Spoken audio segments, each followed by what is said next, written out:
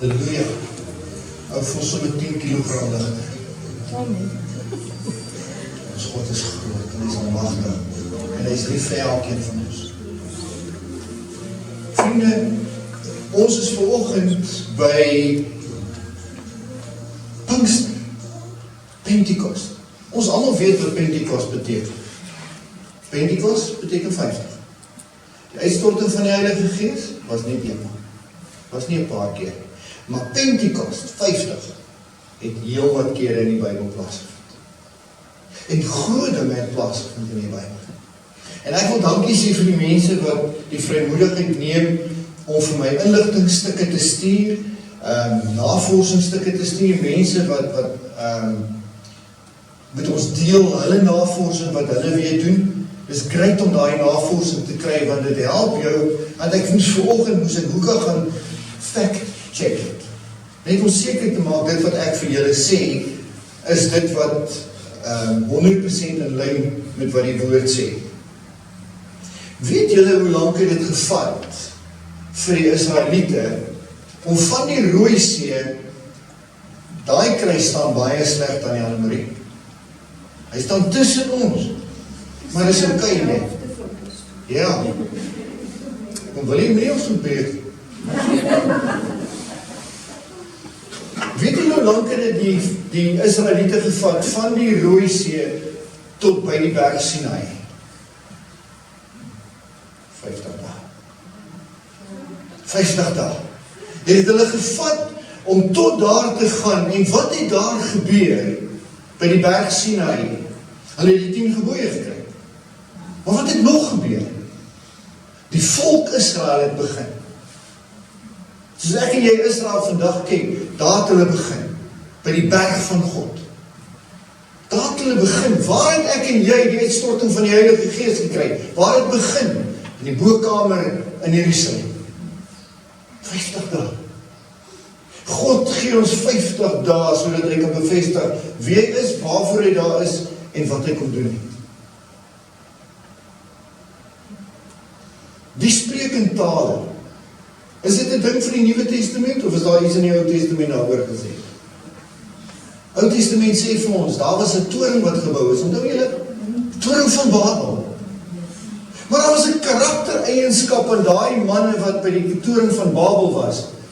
En hulle het almal een taal gebruik.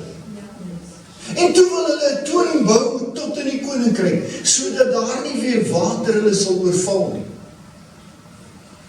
Ons almal weet wat staan in Genesis 1 vers 26. En God het gesê dat ons mense maak na ons beeld en hulle moet heers oor die aarde. En ons vat daardie skrif en ons sê dis die enigste skrif, dis nie die enigste skrif. Want toe die toring van Babel is, toe sê God weer die woorde, toe sê hy, laat ons nou afgaan na hulle toe.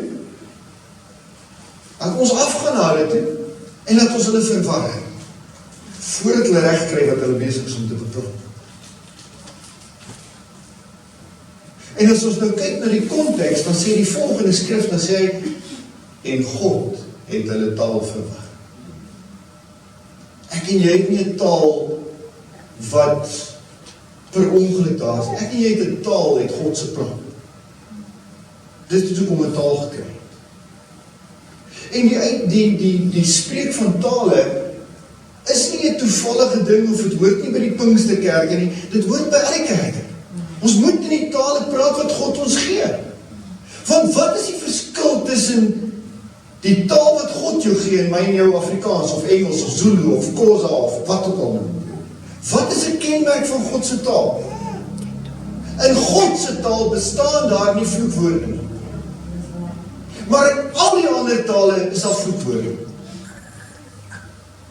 En God sê, ek gaan weer die taal restoreer. Ek gaan dit weer doen. En wanneer doen hy dit? Die dag van Pentekost. Want wat gebeur in daardie bokkamer toe daardie tale uitgaan? Almal spreek in verskillende tale, maar wat is die ooreenkoms tussen hulle en hierdie tale? Almal verstaan die taal wat hy nie praat nie. Want dis nie 'n taal vir chitty chat nie. Dis God se evangelie boodskap wat uitgaan na almal toe. Elsie, hulle vertel my, toe hulle in Israel was, is hulle daar in die bokamer waar hierdie dinge gebeur het. En hulle is besig om te sing, hoe groot is God? En terwyl hulle hierdie sing, Dani Botha is daar, so lekker gitaar is daar by, en terwyl hulle sing, is daar nog mense wat Engels magtig is, en hulle begin, saam met die Afrikaans, begin dieselfde lied in Engels te sing. En daar kom nog 'n groep by. Hulle vermoed hulle is Russies, en hulle begin in Russies dieselfde taal te sing. En ewe skielik is daar eenvormigheid in die boventrek, want God wil hê ons met dieselfde taal praat. Ons moet eenstemmig wees. As ek en jy vandag die terminologie gebruik, ek en jy praat dieselfde taal, beteken ons praat noodwendig Afrikaans nie. Dit beteken ons stem saam. God stuur daardie disippels saam met vrouens, dat hulle die totaal maak van 120 in die boventrek om uit dieselfde mond te praat. Saam te stem oor wat hier gaan gebeur. Maar iets wat julle dalk nie weet nie. Julle het dit gelees verseker, maar dalk weet julle nie. Hoeveel mense kom tot bekering die dag van Pentekost? 3000. Hè? Hoeveel mense word doodgemaak toe Moses van die berg afkom en hy sien dat die mense 'n goue kalf van het. 3000. Ongeveer 3000 sê die Bybel. Dis nie toevallig. Niks in hierdie woord van God is toevallig. Joel kom en hy sê, ek gaan vir julle sê wat gaan gebeur. Die woord sê, en God sal sy gees op alle mense uitstort. Wat gebeur in die boventrek? God stort het uit. Daar is nie 'n verskil tussen die mense wat daar bo is, mans en vrouens nie, nee. God stort sy gees uit op alle mense. Dan sê hy, julle sal praat in verskillende tale. Die woord sê so, maar hy gaan verder, hy sê, hakkelende monde sal in tale spreek. God kom en hy vat die beperking wat ek en jy het, en hy haal dit uit. Hy sit dit een kant, ek en jy sê, ek kan nie praat nie want ek hakkel. God sê, dit is irrelevant. Praat wat ek jou gee om te praat en jy is aan die hakkel. Gee wat ek jou gegee het en jy gaan die hakkel. Wat ons wel nodig het vanoggend, hier in Nothing is Impossible, is om eenstemmig te word, nommer 1. En dan in unity te gaan, nommer 2. Maar dis hoekom ons hier is vir. Julle is hier omdat julle gekies het om hier te wees, want julle stem saam, dalk nie met alles wat ek sê nie, maar julle stem saam met die geloof van die kerk. En dis wat God wil hê. Want ek en jy kan op hierdie kerk, hierdie oggend, op dieselfde manier as wat die disippels het gekry, kan ek en jy vanoggend ook die Heilige Gees ontvang. Het julle al gehoor hoe simpel kan mense wees? Moet ek nie sê simpel? Ok, dis nie kanseltaal nie. Maar kan julle hoor, dom? Ook nie dom. Kan ek sê onnoosig? Oningelig. Kan jy glo, mense kom na 'n Pinksterdienste, maar hulle wil nie die Heilige Gees hê, uitstorting op hulle. Kan jy dit oorvertel? Nee, mens kom ons hier net om jy dit wil hê, ek reg nie. Kom maar help my.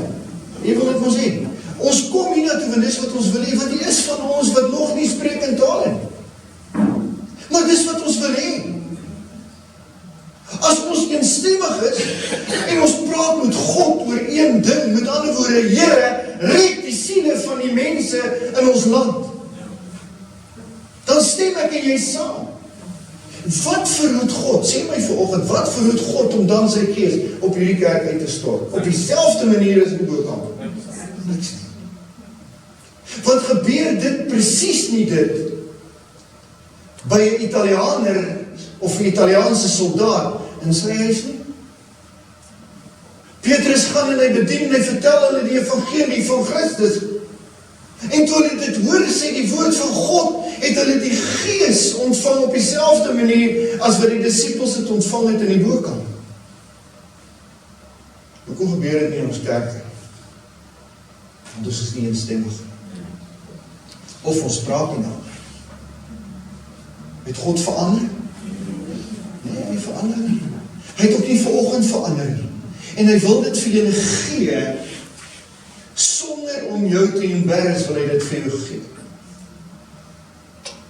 Want dink julle dit is belangrik dat ek en jy begin bedien, soos God wil hê ons moet begin bedien, in iemand se taal wat ons nie verstaan. Wat sê die woord vir ons in Matteus 28 vers 19?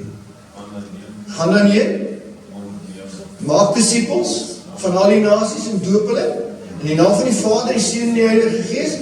En wat is die laaste gedeelte? En leer hulle om te onderhou wat ek julle gegee het. Leer hulle om te onderhou wat ek julle gegee het om te onderhou. Want dis my en jou werk. Die Heilige Gees word nie vir jou gegee om het te gaan verkoop nie. Ons weet van so 'n geval. Die man se naam is Simon. Toe die Heilige Gees op hierdie mense val, toe sê dit was so 'n bietjie, ek het 'n paar rand vir jou. Jy geef my die Heilige Gees, ek gee jou geld. Wat sê Paulus vir hom? Mag jy en jou geld in die verderf. En die woord van die Here sê, verniet jy julle gekry, verniet moet julle dit gee. En dis waaroor dit gaan volg. Die uitstorting van die Heilige Gees is nie vir sekere mense, dit is vir ons almal. Hoekom kry ons die Heilige Gees? Ons te leer, ja. Te lei. Maar wat sê die woord? Hy sê, julle sal krag ontvang wanneer my Gees op julle uitgestort word. Wat sê krag praat hy van? Dis die krag om te begin werk, om die evangelie van God te verkondig. Want ek weet nie van julle nie, maar ek is nie 'n sterk pick-and-pay bediener nie. Ek is nie. Dis my moeilik. Ek kan nie net so met al die pick-and-pay die eerste ou gryp as hy luister ek vir jou 'n paar woorde oor die evangelie. Kan nie. Ek wag dat daar vir my 'n deur oopgemaak word voor ek met hom praat. Baie makliker om met iemand te werk wat na jou toe kom en vir jou sê, bid vir my. Baie moeiliker om met iemand te werk wat jy nie weet of hy die Here ken of nie. En ek en jy sal krag ontvang wanneer die Heilige Gees in ons gedeponeer word. Wil ek en jy nie soos Jesus wees, waar hy daar in hoofstuk 17 van Johannes, waar hy gaan en hy praat met die Here, hy praat met die Vader, hy sê, Vader, ek gaan nou terugkeer na U toe. Maar wil U nie hierdie mense wat U vir my gegee het beskerm? Wil U nie hierdie mense, hierdie wat U vir my gegee het, dat nie een van hulle verlore gaan behalwe die seun van die verderf? Sy moeilikheid is geboek. Maar ek en jy het die geleentheid om die Gees van God te ontvang, sodat ek en jy kan begin kommunikeer met mense daar buite wat God wil hê ek en jy moet kommunikeer. En vanoggend is die ouens dalk, mans, vrouens, ek weet nie, wat bang is om die Heilige Gees te ontvang. Jy's bang jy met jou werk sacrifice. Nee, jy moet nie jou werk sacrifice nie. Jou werk word jou bedieningsarea. Jy gaan nie jou geld verloor nie. Jy kan jou geld hou, jy kan nog ryker word. God sê jou bless, want hy sê, ek weet wat die gedagtes ek kan gaan in jou koester. Maar die bankbestuurder word juist dalk jou evangelisasiestasie, waar jy hom begin bedien met die woord. Ander mense sê, ek kon ek nie die Heilige Gees nie, dan kan ek nie my bikini dra. Ja, jy kan in jou bikini bedien, sissie, as jy wil. Ek sal net so goed lyk in 'n bikini, maar jy sal. Maar ons is so bang, want ek verloor iets wanneer ek God begin dien. As die Here van my lewe besit neem, dan kan ek nie meer rook nie. Wanneer God in jou lewe is, wil jy nie meer rook nie. Nie omdat jy iemand het vir jou sê nie, maar wie wil sy God binne in 'n roethuisie laat bly? Of wie wil sy God in 'n sjebien laat bly?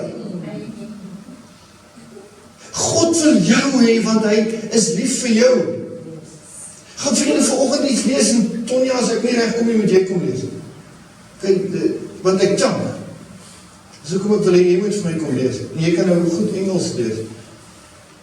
Ek lees hierdie storie, en daar chunk ek. En ek dink, wat sê jy in chunk? Ek ken nie eens die mense. Maar ek sien my God se hand werk. En toe ek my God se hand begin sien, toe sien ek, daar's geen perke aan my God se hand nie. Hy laat nie 'n vliegtuig in sy pad staan nie, hy laat nie 'n slim dokter in sy pad staan nie, hy laat nie die weer in sy pad staan nie. Hy doen vir sy kind wat hy beloof het, ek sal vir jou ontmoet bring, kom almal na my toe wat vermoeid en belas is, en ek sal jou rus gee, en hy gee vir sy kind rus. Maar daar's soveel geloof binne in die ding, en ek dog toe vanoggend vir jou gaan weer lees, net om te try, toe chant ek weer. So ek gaan jou vra, nee, jy moet vinnig hier lees. As ons daai ding lees, want, weet jy, die Here is so getrou, hy kom met sy Heilige Gees, en hy werk deur sy Heilige Gees, om met mense te praat. En ek dink ek moet jou in elk geval vra om te lees. Dankie. En ek wil julle moet luister. Hierdie is nie 'n storie nie. Hierdie is 'n ware verhaal. En ek gaan die eerste kan ek lees om te chat. Hier staan geskryf: A doctor lost on a lonely road knocks on the door of a small house looking for help. He's looking for help. And discover that he's an instrument of God. Jy kan afneem. Sandy Carpenter's eyes filled with tears as she listened to her doctor. My dear, he said gently, there's nothing more we can do for Jimmy here. You need to take him to a specialist. I can write you a recommendation to 3 doctors. They are the only ones in the country who could help him. But you'll have to take Jimmy to them. Boston or New York or Atlanta. But Sandy was shaking her head. I can't do that, doctor. My mother is in a bad way, and I just don't have the money. God will have to send the specialist to Jimmy. Sandy's doctor shook his head sadly. Without a specialist, there was no hope for Jimmy. Dr. Desmond Norris couldn't believe it. At this moment, he should be relaxing in his New York hotel, sipping a drink and talking to some of his colleagues, not stuck in some big town airport in the middle of nowhere. Desmond had left Los Angeles, where he had been vacationing with his family, to attend a special ceremony in New York City, where he was to be the guest speaker and receive an award for his achievement in pediatric research. But something had gone drastically wrong. Whether we believe in God or not, we are all part of his plan. Halfway to New York, the plane had developed engine problems and was forced to make an emergency landing at a small airport. The captain and the crew were apologetic and promised there would be a plane to take them on to New York the next day. In the meantime, the passengers were to be housed in a local motel, 2 to a room. Desmond had taken one look at the motel and gone back to the airport, where he rented a car. His plan was to drive for 4 hours to the closest middling-sized city and catch a short flight to New York. He wasn't going to miss his own award ceremony. The car the rental company gave Desmond wasn't exactly a luxury sedan, but would have to do. As he got in, the man who rented him the car said, "Listen, mister, if I were you, I'd wait up. There's bad weather coming." Desmond looked at the clear blue sky and smiled. "I'm sure I'll be fine," he said breezily, and drove off. An hour later, Desmond was cursing the rental man and the airline and the rain that poured down in a thick, impenetrable curtain. He couldn't see where he was going, but he was sure he was going the wrong way. There was no sign of lights of the small towns which should be on the horizon, and the GPS kept urging him on. Finally, he glimpsed a light through the relentless rain. It was a small house with a tin roof, and as Desmond came closer, he saw that it was desperately in need of repairs. He hoped the inhabitants would be kind enough to give him something hot to eat and point him in the right direction. He got out of the car, made a mad dash for the stoop, and knocked on the rickety door. Sandy had just put Jimmy down to sleep and was about to set dinner on the table when there was a knock on the door. Lord Almighty, Sandy cried to Mother Helen, who can it be at this hour in the middle of this storm? Wiping her hands on her apron, Sandy hurried to the front of the house and opened the door.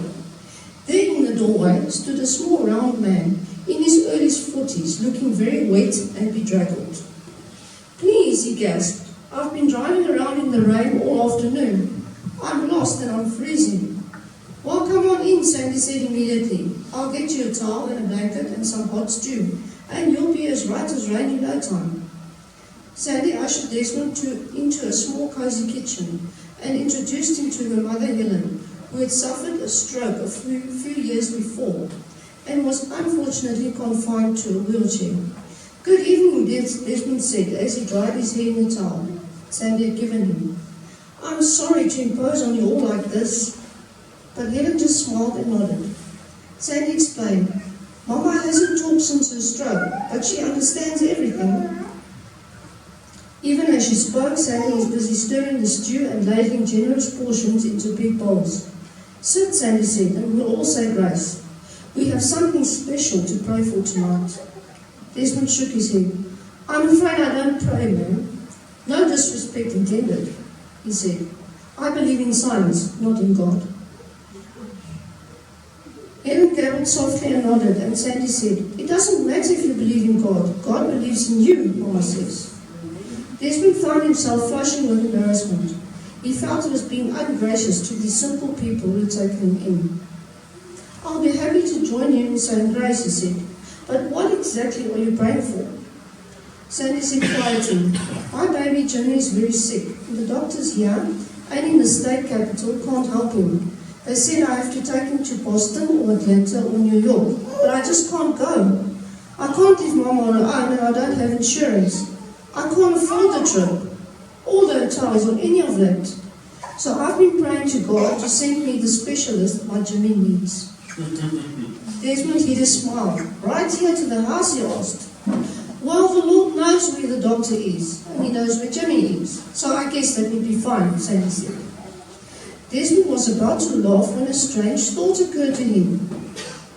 What's wrong with your baby? What doctors were you supposed to see? My Jimmy was born with a liver dysfunction. I don't understand how it works exactly, but I have it written down, Sandy said and got the paper from the drawer. Desmond read the diagnosis and he turned pale. Do you remember the name of the specialist your doctor recommended? He asked in a whisper. I surely do, said Sandy. It was Dr. Terence Farrow, Dr. Kayla Shepherd, and Dr. Desmond Morris. To Sandy's surprise, Desmond got to his feet, tears streaming down his face. I'm Dr. Desmond Morris, and I'm here by God's hand to help your baby. After Desmond had examined Jimmy and made several phone calls that would see the whole family transported to Atlanta for the duration of the baby's treatment, he made a strange request. Sandy, he said quietly, will you teach me how to pray? There's nothing to it, Sandy said gently. You just open your heart and speak to God, that's all. In that small kitchen in the middle of nowhere, Dr. Desmond Morris fell to his knees and said, God forgive me all these years of pride and arrogance. I now know that I'm but a tool in your hands. Use me as you will. What can we learn from this story? Whether we believe in God or not, we are all part of His plan. Desmond didn't believe in God, and yet he found himself an answer to a prayer. Faith and the power of prayer can move mountains. Sandy's faith brought the specialist she needed to save her son's life to her doorstep.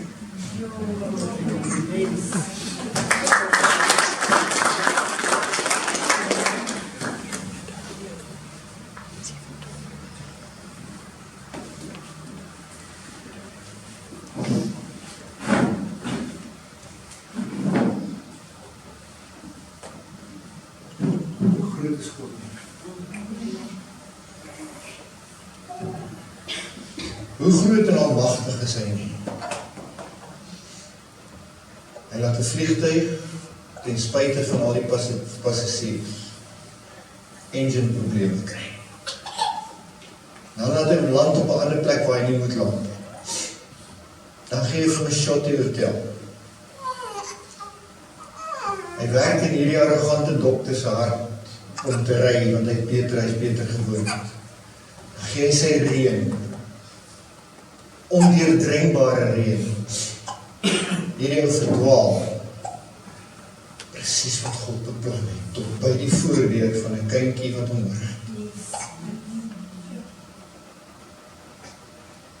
Dis die Heilige Gees, julle. Dis nie hoe die Heilige Gees werk. Dis hoe hy werk vir my en dis hoe hy werk vir jou. God wil vanoggend harte van klip wil hy uithaal.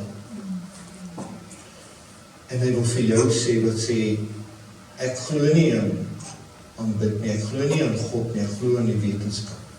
Ek glo aan toeval, ek glo aan my bankrekening, ek glo aan my eie vermoë. God wil vanoggend vir jou sê, ek glo aan jou. Ek ken jou deel van die kudde nodig. Ek wil jy moet vind die liefde wat ek vir jou het, ek wil jy moet dit by my kom vind. Ek wil jy met my hart kom hoor. Dis wat God vir jou sê volgens. As jy nog nooit in tale gespreek het, is oké. Dit is nie sondaar omdat jy dit nie gedoen het nie. As jy die begeerte in jou hart het, sal God dit vir jou gee. Hy staan gereed om dit vir jou te gee.